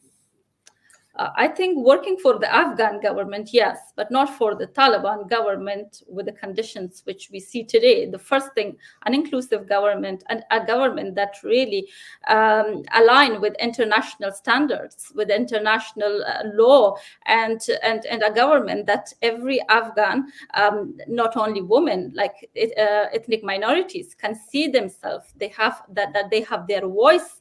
A government that is based on merit and based on technical skills, not affiliation with the political or especially with the Taliban kind of ideology. So this is something. Sorry, no, to interrupt, but you're aligned with Nargis Nehan, really, in that you would need an inclusive government that recognised human rights as understood by the international community. Don't go away. There's going to be more questions coming in, but we're going into our final speaker now, Nooralhaq Nasimi, who's the founder and director of the Afghanistan Central Asian Association. And you fled Afghanistan as a refugee and have worked for many years now in settling refugees in Britain and Europe and the West. And correct me if I'm wrong, but you even exported our British Citizens Advice Bureau system to Afghanistan to help people there in a labyrinth of bureaucracy. So this is real work at the grassroots. And you founded the European Campaign for Human Rights in Afghanistan. Tell us about that. You're the grassroots dealing with individuals with these huge, monumental, traumatic changes taking place in their lives. So Nooralhaq Nasimi, the floor is yours. So thank you very much. And thank you for inviting me and giving me the opportunities to share some of my concerns regarding the situation of human rights violation in Afghanistan. The human rights violation started in Afghanistan after the Russian invasion in 1979, where we lost 2 million of lives, millions displaced, and millions of people fled the country to neighboring countries like Iran and Pakistan. And also we lost thousands of lives of women and children. And I think Afghanistan experienced the golden opportunity, the golden time in its history after the NATO intervention. In particular, the contribution was made by Great Britain, introducing the civil society, promoting gender equality, promoting women's rights, empowering women of Afghanistan, as well as giving the opportunities for women to participate in a community life. But then suddenly, the Taliban returned back to power, which is unbelievable. No one expected to happen, this situation. The NATO went to Afghanistan 20 years ago to remove the Taliban and to bring some peace and stability. Of course, there was some peace and stability, which I mentioned earlier. There was so much progress has been made. But then we can see that the Taliban is returning and the people of Afghanistan experiencing numerous of challenges and problems since the capture of Kabul by the Taliban. We saw the picture which made everyone very astonished when thousands of people grabbed into the aircraft in Kabul airport a few months ago. So I think that since I introduced some of the grassroots activities inside Afghanistan, as you mentioned earlier, the citizen advice centers in Kabul and Baghlan, and the European Campaign for Human Rights, to see what's going on in Afghanistan and how we as the Afghan diaspora living outside Afghanistan could help our people back home to make sure they will have a better life and secure a better future. The citizen advice centers were doing a great job in promoting human rights, social justice, equality among the people, giving access to ordinary people, free legal advice, trainings, workshop, building capacity, which again, for the first time in the Afghan history, we had the opportunities, activities around the civil society, which once again, I would like to thank you, Great Britain and the British people, giving us those opportunities for the past 20 years. Afghanistan has never experienced any kind of civil society in its history. But then now, what's going on now, and how those people who have been involved working at the embassies or working at the civil societies funded by embassies as well as the international donor, what will be happening with those thousands of young people who succeeded so much. To be honest, when I was in Kabul for a number of times, I witnessed that those people living inside Afghanistan for the past 20 years, their English language communication was much better than even myself living in the United Kingdom. And it made me quite impressive to see the success and the achievements and the progress has been made after the NATO intervention for the past 20 years. And looking at the millions of displaced people now, since the capture of Kabul by the Taliban 2 months ago. Hundreds of thousands of people sleeping on the streets in some major cities, in the parks. They don't have access to housing. They don't have access to any shelter. They don't have access to food. The UNICEF and some other international organizations Save the Children, they have already expressed their concerns about shortage of food and what will be happening in the next 2 months when the winter is coming. And that is the important point, that we need to think about the future rather than what was happening in the history of Afghanistan in the past. We know that the USSR made a serious mistake by causing problem for the people of Afghanistan, and I believe that the Chinese will not repeat similar mistakes by influencing or paying bribe to the Taliban. The Pakistani also, they are causing so much problem to the Afghanistan situation, as well as Iran. In order to solve the global difficulties in political climate, I think the only solution can be maybe some kind of negotiation within the Western and Asian leaders, maybe thinking about setting up a new Euro-Asian economic cooperation rather than just relying on the Shanghai alliance in that region. And I think the problem started because of those unilateral political activities by the Chinese when they started investing money on the new Chinese Silk Road. We have to understand the sensitivity around Central Asia as well as South Asia and the Afghanistan itself as a important geographical position. So taking politics aside, as a leader of a grassroots charity running the organization for the past 22 years since I came to the United Kingdom as a refugee on the back of a lorry in a refrigerated container with my small children. And then after arriving in the UK, I set up the organization to support other people who are in a similar situation that I was at the time after we came to the United Kingdom. We faced numerous of challenges.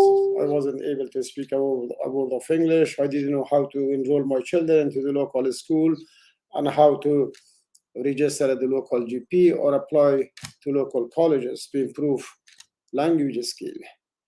And that's why we founded the Afghanistan and Central Asian Association to support thousands of other refugees arrived from Afghanistan, to help them integrate into the society, help them to participate in a community life, reduce their isolation and disadvantage, and improve their representation in local politics. I know that representation of the Afghan people in local politics, again, is a big question. I was watching the news, I think last month, when Malala Yousafzai, the activist from Pakistan, represented at the United Nations, represented Afghan women, talking about the women rights in Afghanistan, and looking at the situation for the past 20 years. I was thinking that we had a number of women who became very successful for the past 20 years. Why there wasn't any invitation to the Afghan women to participate at the United Nations Annual Assembly, rather than just inviting? Of course, I respect Malala Yousafzai. She's a great woman, but she's still from Pakistan. She's not from Afghanistan. Yeah. So our aim is how we can lobbying, campaigning, advocating on behalf of the vulnerable people in our society, whether they are inside Afghanistan or in the United Kingdom. I just want to touch briefly about what we've been doing for the past 2 months since the crisis started in Afghanistan. The Afghanistan and Central Asian Association, based in Feltham, became like Kabul airport. Thousands of people were queuing from 5 a.m. to get into the office, to the center, to find out how they can help their families evacuate them from Afghanistan. At the same time, we had a huge media coverage. Most of the British media, TV, newspaper, they attended in our center. Because of the media coverage, we received a lot of donations, which as a result, we started distributing donations to hundreds of bridging hotels where normally the new arrived are staying and living. And now the next priority is how we can organize welcome events to those new arrived people who are now in the United Kingdom and start a new life with their families. But I have to tell you, our heart still is with the people of Afghanistan inside the country. We are trying our best to secure small money. At least we can help small number of people inside Afghanistan as a small organization based in the United Kingdom. But I hope that more organizations, more activists, as well as more international donors will have to do more in order to provide some basic needs for those displaced people in Afghanistan, as well as lobbying at the international level to stop the Taliban torturing, persecuting, and killing the innocent citizens of Afghanistan. At the end, I would like to say the solution for the future of Afghanistan would be deploying, this time maybe British troops under the leadership of Britain. We need more troops in the longer term in Afghanistan. We have tested the US, the NATO intervention under the US leadership, which wasn't successful. But I strongly believe that in any countries where Britain was involved, they have a prosperity and a very beautiful democracy and beautiful life. The example is Canada, Australia, Hong Kong, Singapore, Malaysia, the Indian continent, the countries in the Middle East like Dubai, Qatar, Bahrain, Saudi, as well as Singapore, Malaysia, and so many other countries in the world. As a result of the support and friendship of Great Britain, they managed to have a good life in their countries. And we hope that the Afghan people in the future, they will have the same opportunities to build a strong relationship with the British people. Thank you very much. Thank you very, very much for that. I just wanted to pick up on one thing there is your thing about international events. You also said winter is coming. Now the aid has stopped, as we heard earlier. Salaries have stopped for government officials. What right now today does the West need to do? I mean, it can't just say we're not dealing with these people. What does it need to do? Winter is coming. There are millions of displaced people. Give it to us in a nutshell, please. So first of all, in terms of the evacuation, there should be an immediate safe passage or humanitarian corridor should be launched as soon as possible.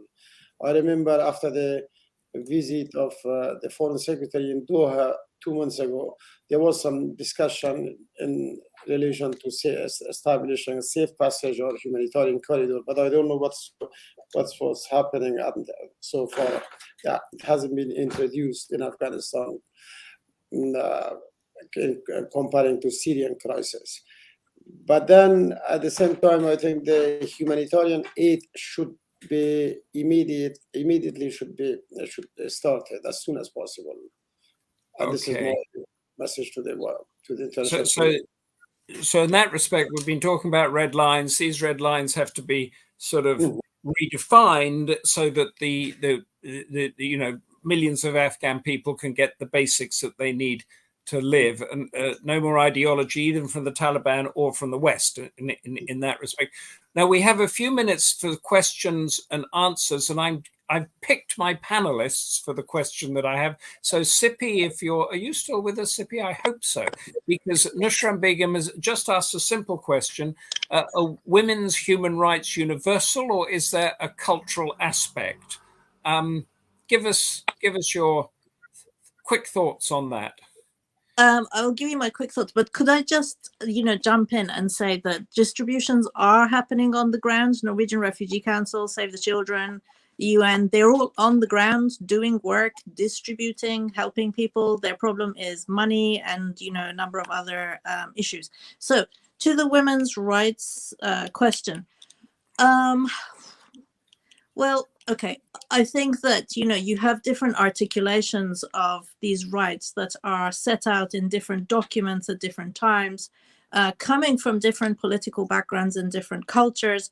So I think that, this is quite a long discussion, and, we would have to sit down and discuss sort of what exactly are you thinking in terms of women's rights and human rights.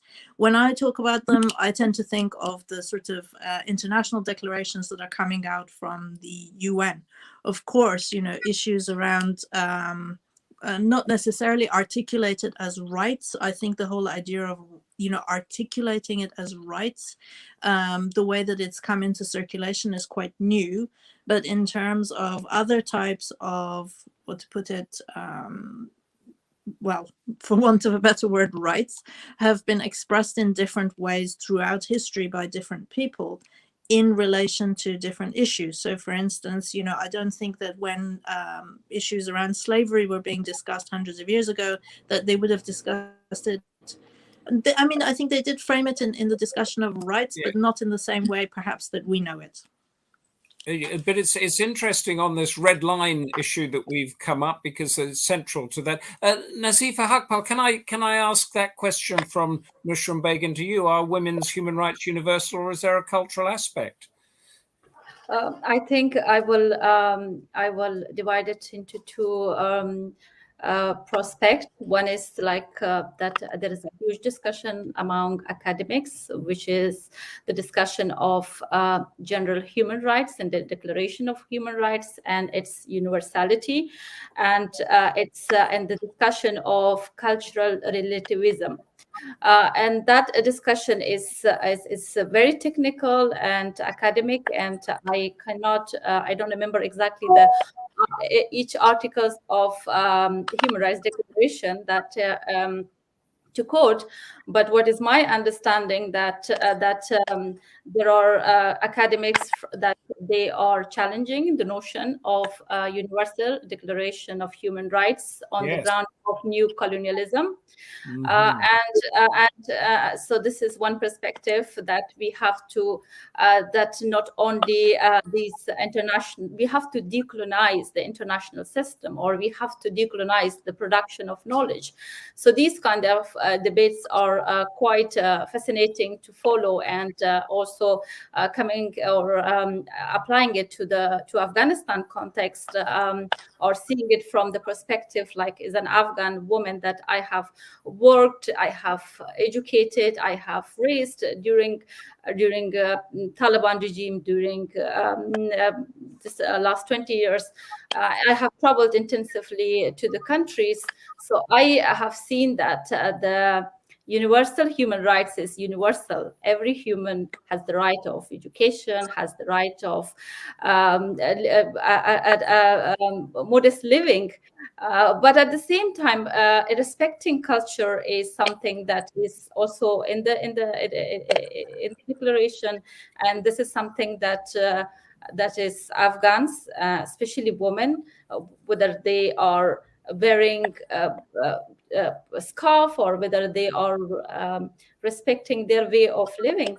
What they need is, which is very something that is equal to what we see in Western countries, or the discussion, the Sippi, when she was saying the story of Badakhshani woman, I was really struck by her experience, which is quite true.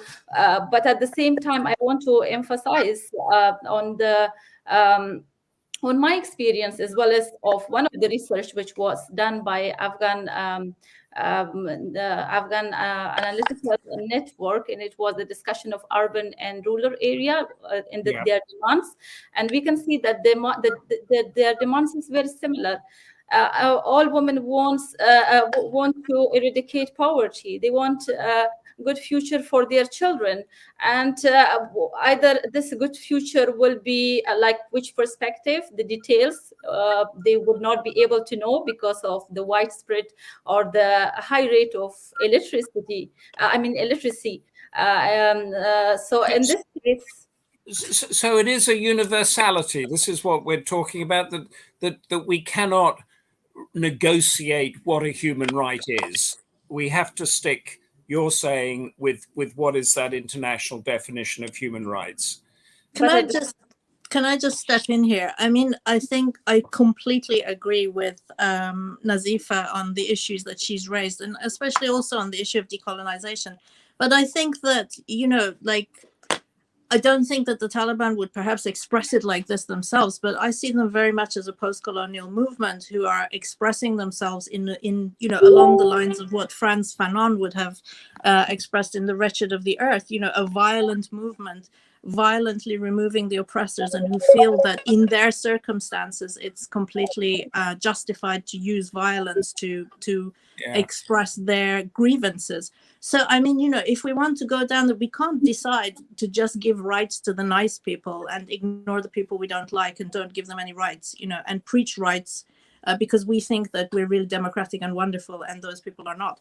So I think it's a very complicated and thorny discussion. Isn't it? I mean, we've had this dreadful debate here in Britain that some of you might have read about Saudi Arabia buying Newcastle City Football Club, which is so it is a very complicated thing. A question from William Crawley, Nooralhaq Nasimi: what opportunities do you have as a former refugee to influence current policy in Britain and elsewhere in the handling of an influx of refugees and asylum seekers? What influence do you have? Is the government here doing a good job? We are working on launching an APPG on Afghanistan, All Parties Parliamentary Group, very soon. I think the only solution is to protect and defend the interests of refugees and asylum seekers, is to lobby and also campaign and speak with the politicians. One of the biggest challenges I found within the Afghan community in the United Kingdom as well as in other parts of the world is lack of representation in local politics. I saw in the sorry to interrupt. The reports coming out that the evacuation of people from Afghanistan who need to be evacuated has slowed right down because the Western government's attention has moved from that. So they're just not being processed now. Is that correct? There are a number of parliaments that started a campaign against the Home Office. I think they started last week to make sure that the evacuation will continue as it was happening in the Syrian crisis.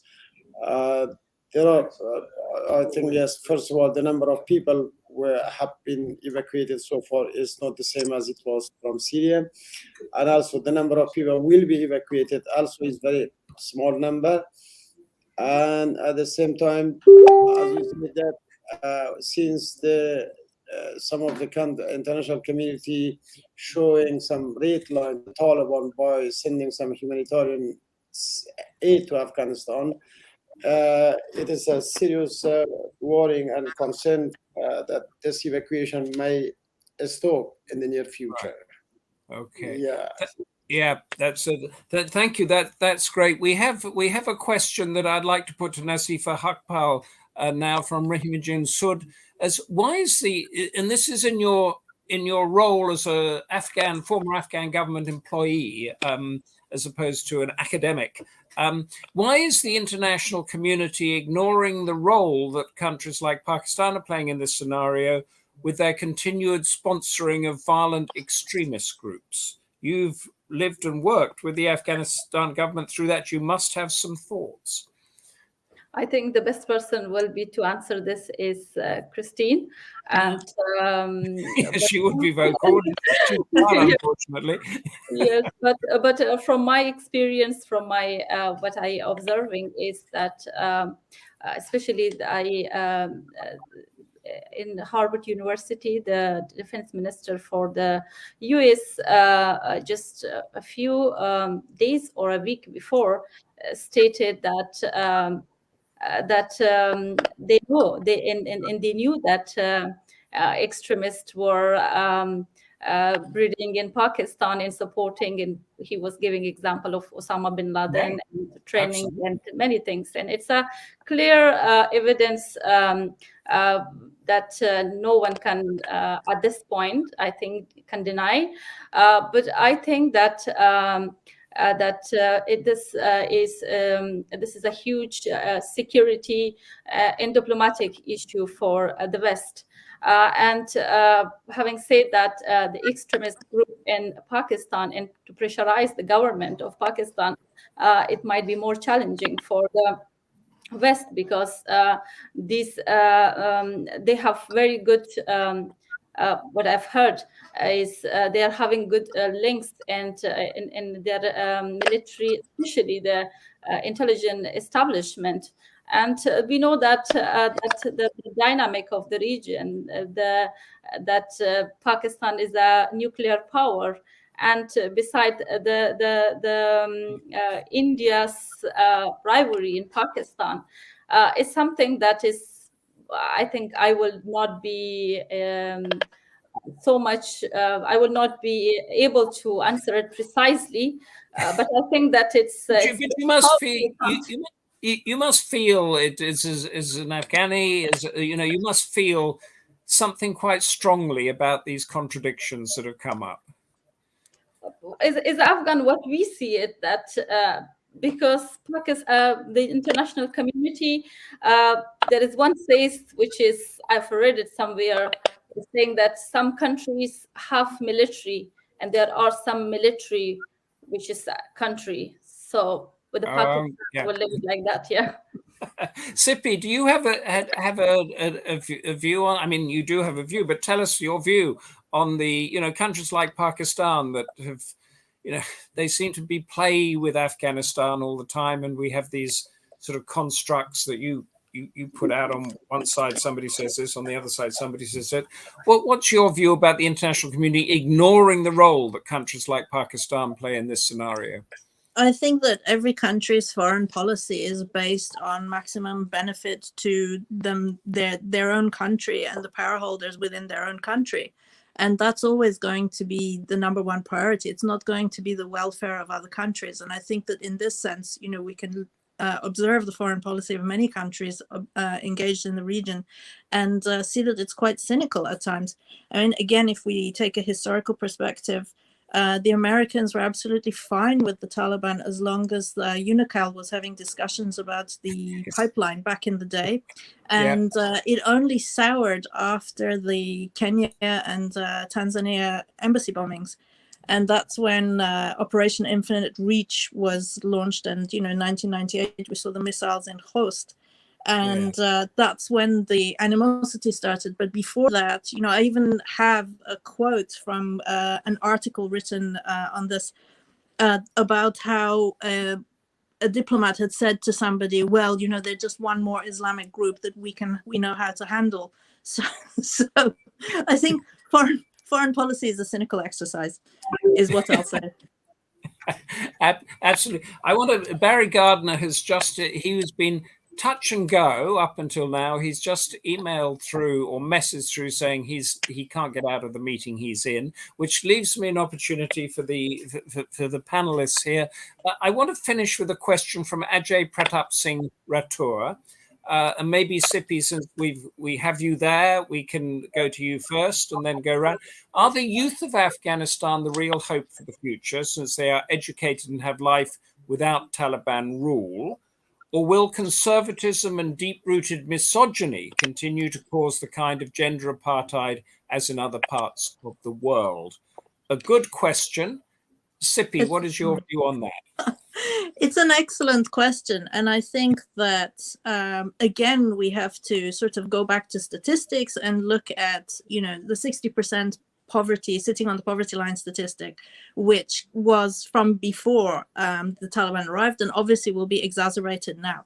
So 60% of that youth would not have had perhaps the advantages of the youth that we see represented more on social media, etc. The other thing is that, you know, a lot of those young people we saw trying to leave the country illegally throughout this period, and obviously exacerbated now. Like if you look at satellite imagery of people using illegal routes to leave Afghanistan, there was apparently like an 8-kilometer backup as 50,000 people tried to leave through one particular crossing.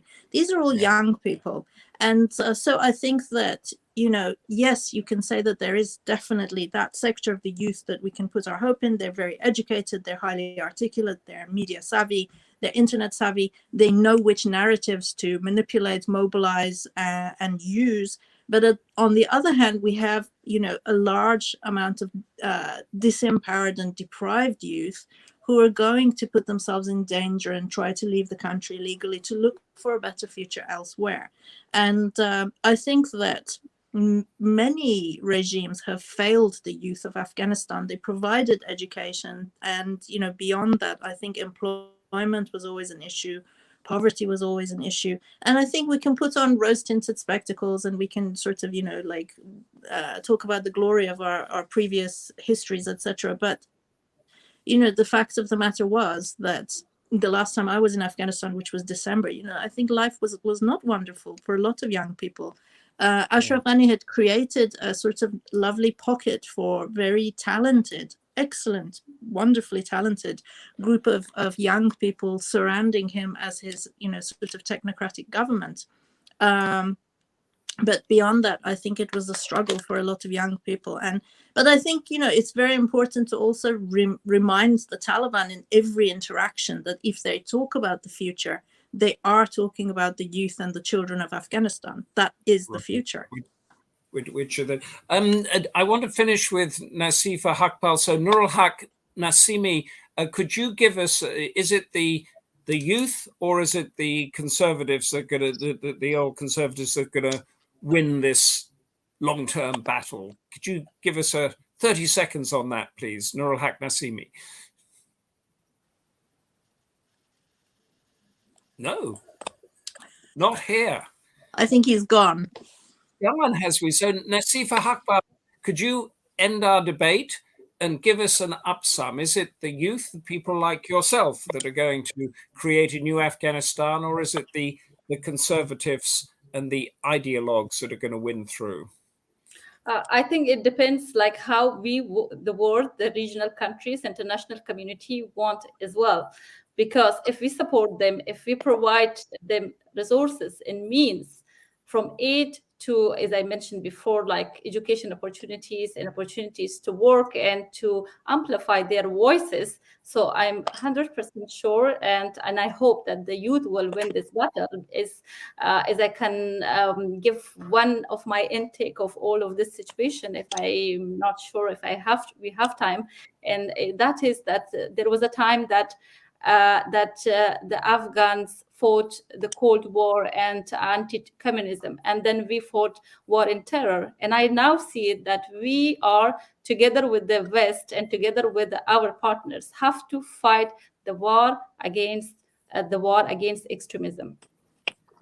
Okay, now that's it. So it's the argument, the messaging, the persuasion, in a way, that gets right down to those grassroots villages that Sippi so graphically and vividly described to us, and the changing of that culture, which is going to take generations and generations. Thank you all so very much for contributing to what to me was an absolutely fascinating debate on a really, really important issue, because it's human rights, and this is the great challenge, I think, that's coming up. And we began, of course, with Christine Fair talking about the Chinese element of that, and China is leading this charge, as it were, to reevaluate what a human right actually is. So let's see what happens there. Thank you all for coming. Christine Fair, Nargis, Nehan, Sippi Azarbaijani-Moghaddam, Nazifa Haqpal and Nooralhaq Nasimi. Regrets from Barry Gardner. Thank you, Lord Charles Bruce, for opening it up so well to us. And please join us for our next Democracy Forum debate, which is November the 24th, Cold War or Confrontation, Understanding China's Global Ambitions. So that is, of which Afghanistan is one small part of China's vast reach there. Join us for that. Read Asian Affairs, which I don't have a copy at hand now. Asian Affairs, our sister publication, which has gone into great depth with some great writers on Afghanistan and South and Central Asia and wider issues in the Indo-Pacific as well. So until November the 24th, from me, Humphrey Hawksley, your Democracy Forum host on this fascinating debate, goodbye and stay safe.